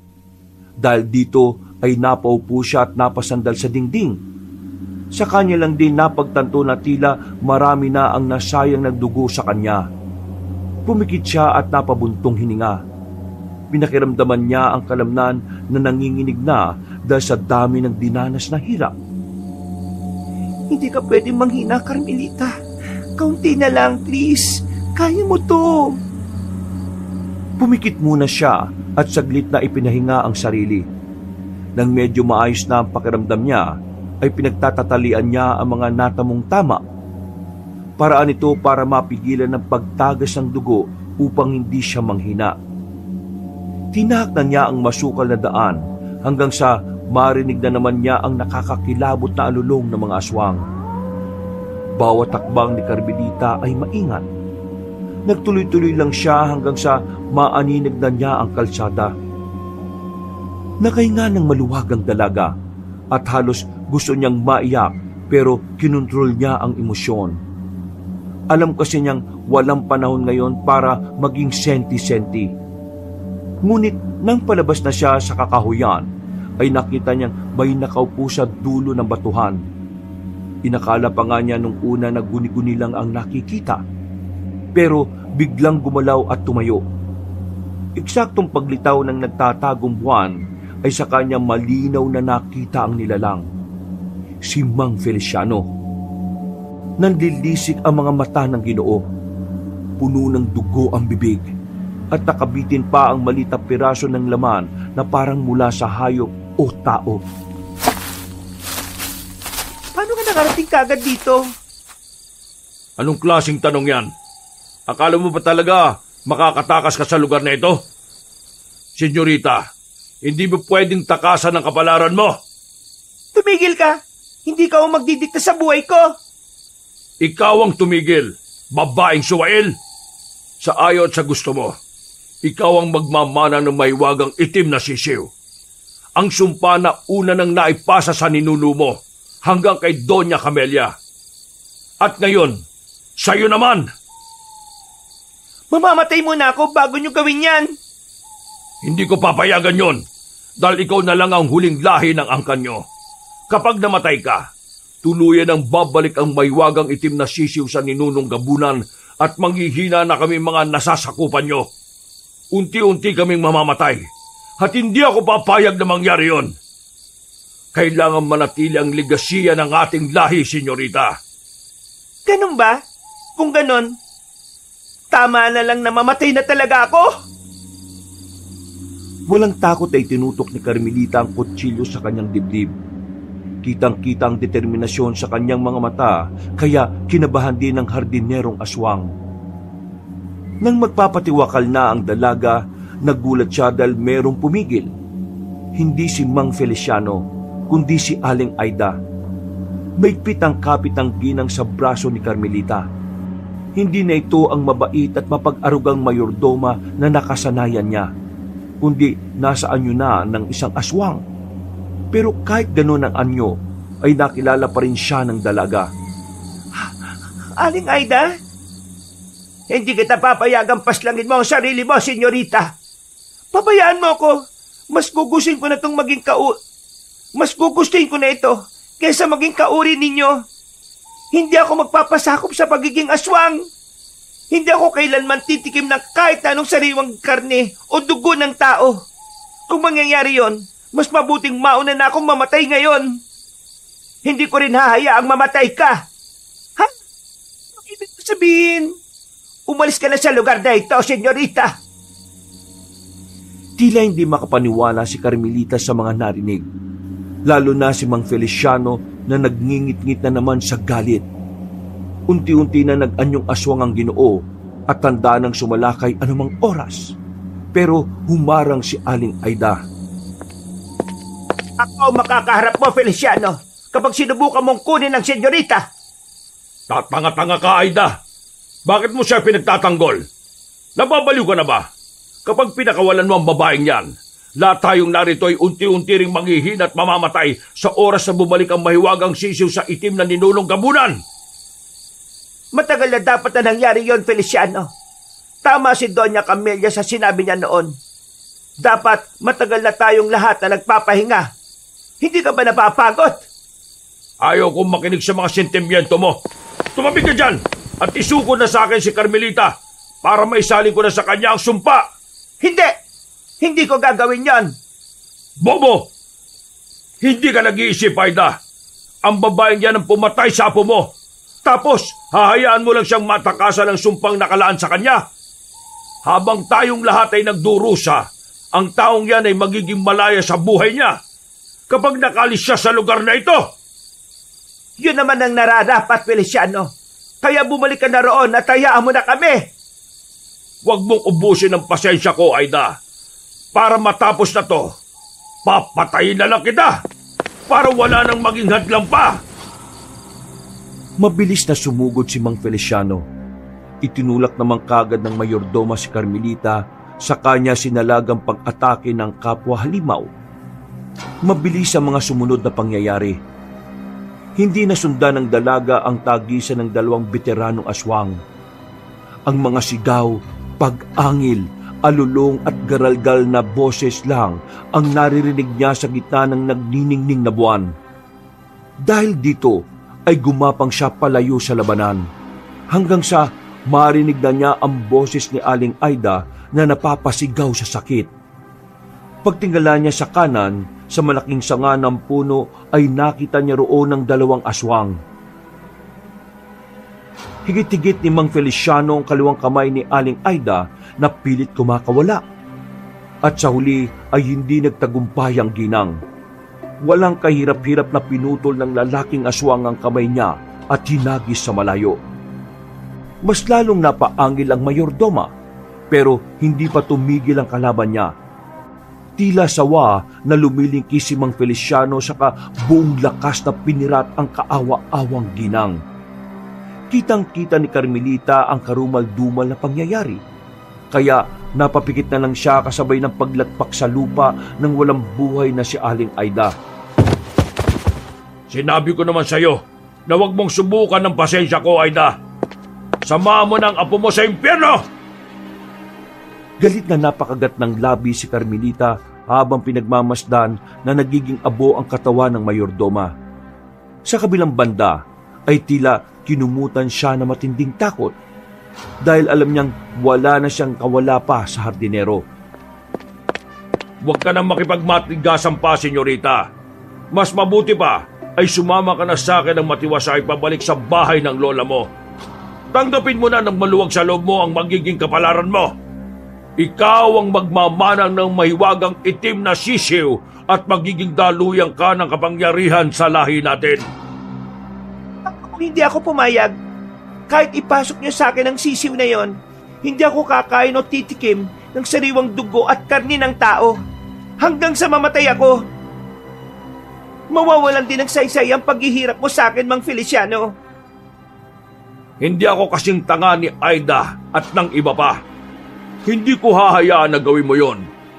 Wala ka namang silbi sa amin kung tutuusin. Ang layunin mo lang sa mga nasasakupang aswang ay maging daluyan ng kapangyarihan. Dahil nasa lahi nyo lang, pwedeng maipasa ang sumpa. Kaya ikukulong kita at pakakainin ng sariwang dugo at karne ng tao sa ayaw at sa gusto mo.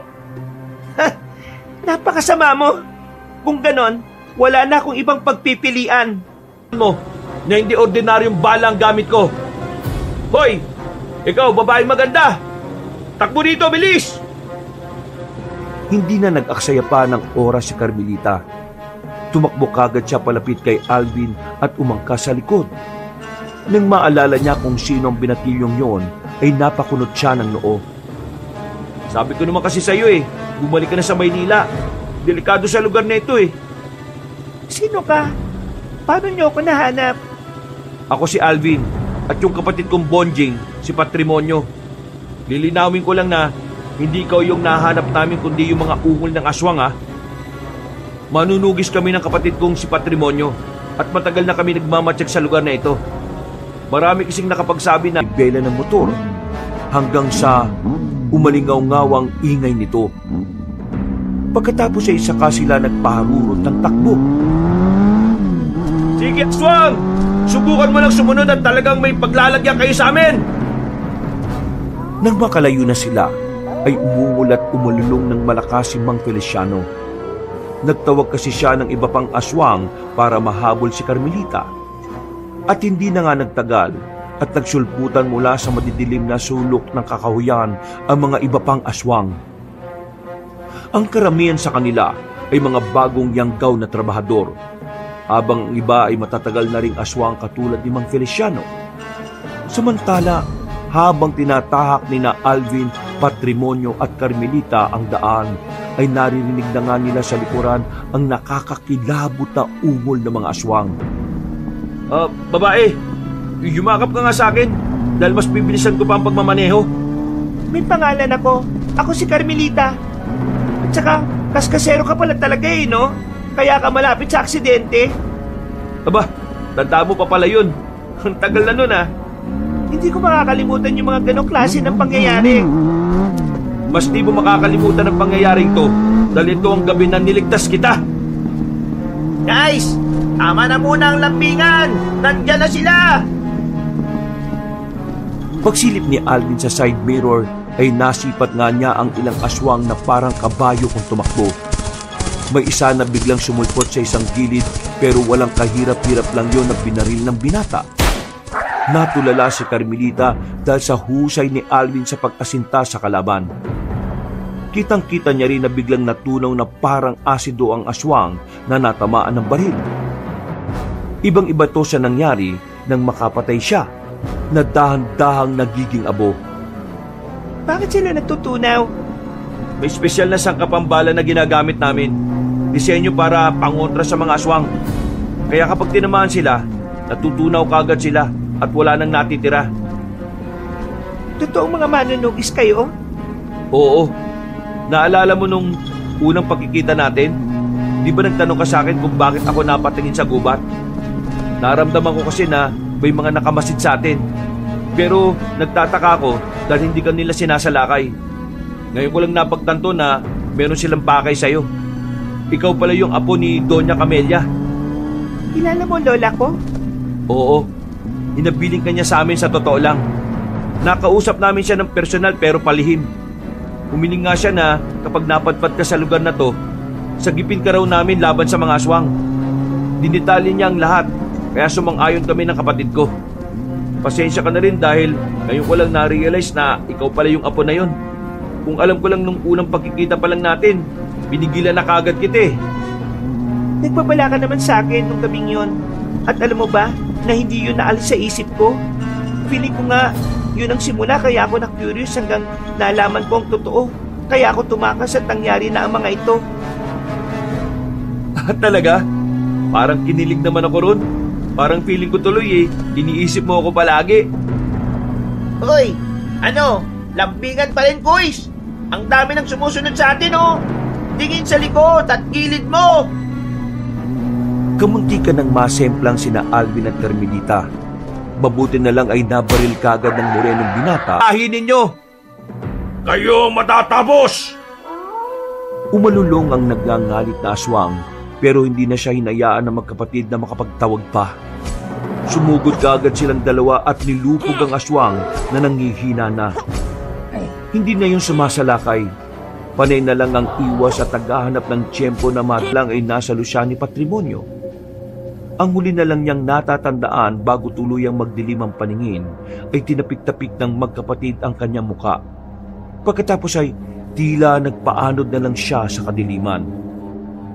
Pagdilat ng mga mata ay nagulat si Carmelita dahil nasa kama na siya. Pagbangon ay nagimbal siya dahil kaharap niya ang malaking bintana.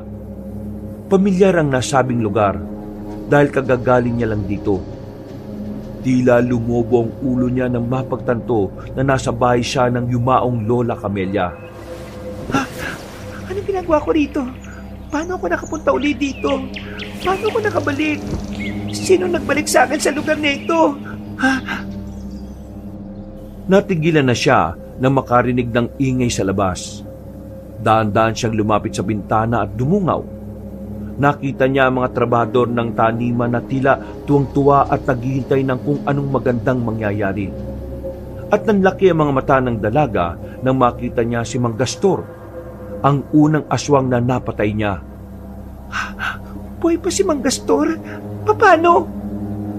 Napabaling siya sa nakasarang pinto ng silid nang marinig ang pamilyar na mga boses. Nagmadali siyang lumapit doon at pasimpleng binuksan ang pinto. Nakita niya si Aling Aida na naglalakad palayo. Kasunod ng ginang si Mang Feliciano na may hawak na kulungan. At nanlaki na naman ang mga mata niya nang makita ang may wagang itim na sisiw. Mas lalo siyang nagulat dahil luminto ang mga yon sa tapat ng isang silid. Naalala niyang silid yun ni Lola Camelia. Kaya pagpasok ng dalawang kasambahay sa nasabing kwarto ay sumunod siya at sumilip doon. Doon niya nakita ang kanyang lola na nakaratay sa banig ng karamdaman. Payat at nangihina na tila malapit ang kunin ng kamatayan. Nagulat din siya nang makita si Lorno na nakatingin at nakatunghay lang sa mga nangyayari. Senyora, dala ko na po ang sinasabi kong gamot na nagpatagal sa buhay ng nanay mong si Doña Amelia. Galing po kami sa kulungan niya kahapon sa basement. At nagdesisyon na rin siyang ipasa ito sa inyo. Kailangan nyo lang pong lunukin ito para bumuti na ang inyong pakiramdam. Sa ganung paraan ay mabubuhay kayo na matagal. Huwag po kayong matakot dahil simula pa sa ninuno ninyo ay nagpasalin-salin na ang itim na sisiw. Kaya mas mainam na tanggapin nyo na lang po ito. Hindi lang po nito madudugtungan ang buhay ninyo, kundi pati na rin ang lakas ng meron ng ating buong sambahayan. Sa ganitong paraan mapapalaganap ang pagkayanggaw. sisimulan na po namin ang paglilipat sa inyo ng kapangyarihan. Siguradong magugustuhan niyo po ito. Halata sa kilos ng katawan ni Lola Camelia na ayaw niyang lulunin ang sinumpang itim na sisiw. Pero wala naman siyang magawa dahil gusto niya rin namang mabuhay pa na matagal. Maya-maya pa ay binuksan na ni Mang Feliciano ang kulungan at kinuha ang mahiwagang itim na sisiw. Pilit naman na ibinuka ni Aling Aida ang bibig ng walang kalaban-laban na matandang may karamdaman. Pagkatapos ay sa kanila pinasok sa bibig ang nasabing mahiwagang hayop. Hanggang sa malulo nito. Maya-maya pa ay biglang nangisay si Lola Camelia. Dahil doon ay natutop ni Carmelita ang bibig. Dahil doon ay napayak siya at pabalagbag na pumasok sa kwarto. Napatingin sa kanya ang mga tao sa loob ng tila gulat na gulat. Hindi niyo dapat ginawa yun sa lola ko. Iluwan niyong itim na sisiw. Ipaluwan ninyo. Tumitig lang ng masama sa kanya ang mga taong nasa silid at pagkatapos ay nagdilim na ang buong paligid. Ilang saglit pa ay isa-isa nang nagpalit ng anyong aswang sina Aling Aida, Lorno at Mang Feliciano. Napatras si Carmelita sa takot hanggang sa mapadikit siya sa nakasarang pinto. Mas lalo siyang nangilabot nang biglang mandisik ang mga mata ng aswang. Tumitig yun sa kanya na parang nanlilibak bago sabay-sabay nang umiti. Ikaw na ang susunod na magmamana ng mahiwagang itim na sisiw. Tumigil ka! Hindi ako papayag! Tanggapin mo na ang sugpa, ate. Ikaw ang muling magmamana nito kaya dapat mong ipagpatuloy hanggang sa susunod mong henerasyon. Hindi mangyayari ang sinasabi mo, Lorno. Hindi ako papayag. Kahit na anong gawin mo, hindi mo matatakasan ang kapalaran mo, Senyorita Carmelita. Hayaan mong lukuban ka ng kapangyarihan at sumpa ng lahi ng mga aswang. Huwag mong takbuhan ang nakatakda. Tama na. Hindi to totoo. Nananaginip lang ako. Panaginip lang ang lahat ng ito. Natigilan na ang dalaga na makita niyang biglang bumangon si Lola Camelia mula sa kama. At laking gulat niya dahil maayos na ulit ang pangangatawan nito. Hindi na nangangayayat at talagang punong-puno na ng kagalingan. Biglang nawala ang takot niya kasabay ng paglaho ng ibang tao sa paligid. Silang dalawa lang ang natira sa silid na yon. Lola, buhay po kayo? Ngumiti ang matandang babae. Kaya dali-daling lumapit si Carmelita at yumakap dito na mahigpit. Muli siyang napayak sa saya subalit napawi rin ito nang meron siyang maramdamang kakaiba. Tila kasi humigpit ang pagkakayakap ng kanyang lola. Kaya pinilit niyang magpumiglas. Lola, nahihirapan po ako. Hindi po ako makahinga. Pero hindi siya pinakinggan ng matandang babae. Kaya naman nagpumiglas na siya hanggang sa makakawala mula sa mahigpit na pagkakayapos. Napatras siya at nang muling mapalingon kay Lola Camelia ay natakot siya dahil anyong aswang na ito. Walang ano-ano ay bigla siyang sinunggaban na matanda hanggang sa mapabalikwas siya ng bangon at mapasigaw. Natauhan lang siya nang makita sina Alvin at Patrimonio na tila nagulat din. Okay ka lang, Carmelita? Hindi kagad nakapagsalita ang dalaga. Napayak lang siya dahil sa takot pero natigilan din kaagad matapos maramdaman ng mainit na yakap ni Patrimonio. Napaismid naman si Alvin habang pinagmamasdan ng kapatid sa ginagawa nito. Uy, may pagyakap talaga? Nahiya naman ang dalaga kaya siya na mismo ang kumalas at nagpagpag sa sarili. Nang maging okay na ang lahat ay sa kanya ay kinuwento ang panaginip. Nakinig lang ang magkapatid at pagkatapos ay sila naman ang nagkwento kung paano napunta sa lugar na yon. Sinabi rin nila na stable na rin ang lagay ng dalaga at maaari nang lumabas ng ospital anumang oras. Basta mabayaran ang mga bills. Pagkatapos ng pangyayaring yon, ay bumalik kagad ang dalaga sa Maynila. Pero hindi pa rin siya mapakali dahil parang may gusto siyang gawin na isang bagay na hindi pa niya natapos. 3 buwan na parang may kulang sa kanya kaya nagdesisyon siyang bumalik sa probinsya, sa lugar na ipinamana sa kanya ni Lola Camelia. Halos abandonado na ang lugar.